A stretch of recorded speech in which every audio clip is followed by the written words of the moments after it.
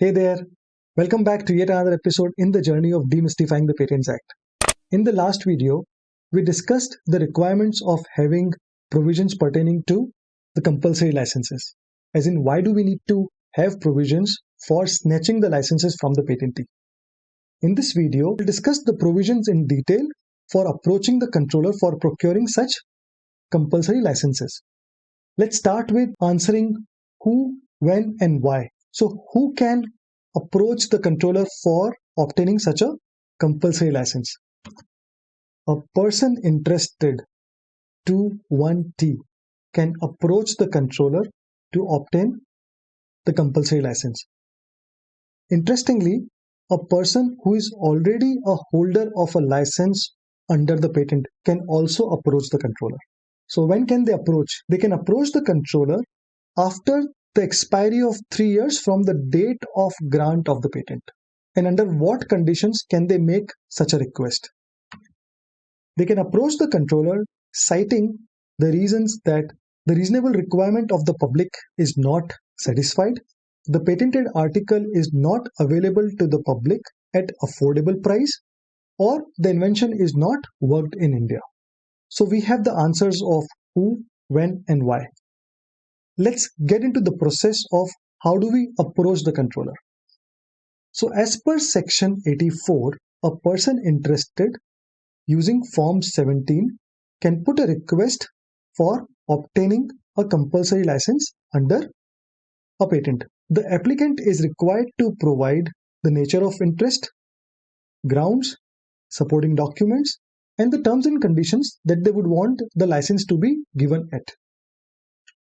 Upon receiving such a request, the controller goes over the request, and in case the controller doesn't find any prima facie case of giving out a CL, the controller notifies the applicant about such a decision.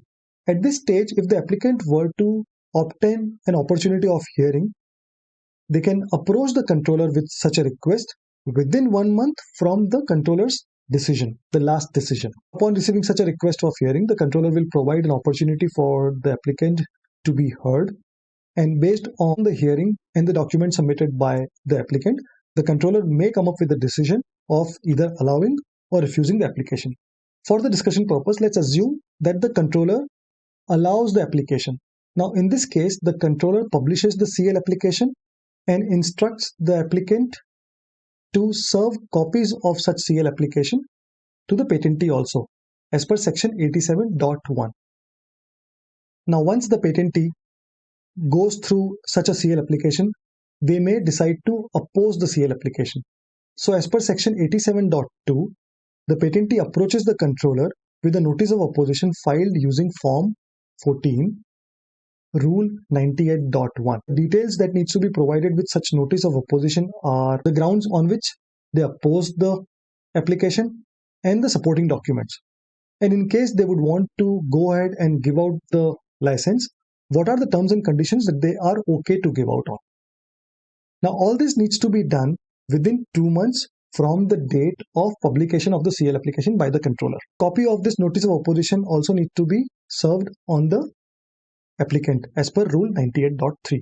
Now, at this stage, no more documents or evidences need to be submitted unless the controller gives a specific permission to do so. After the documents and evidences are submitted by both the parties, the controller schedules a hearing and give notices to both the parties about the hearing by giving a minimum 10 days of time.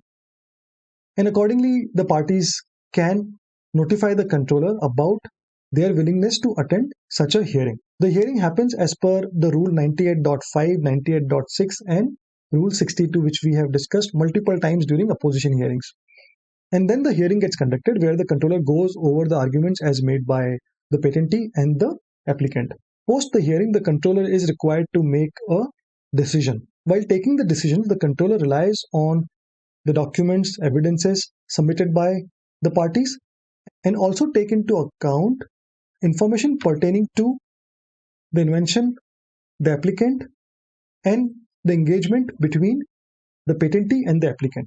The controller takes into account the nature of the invention, the time that has elapsed since the grant of the invention, and measures already taken by the patentee to make full use of the invention.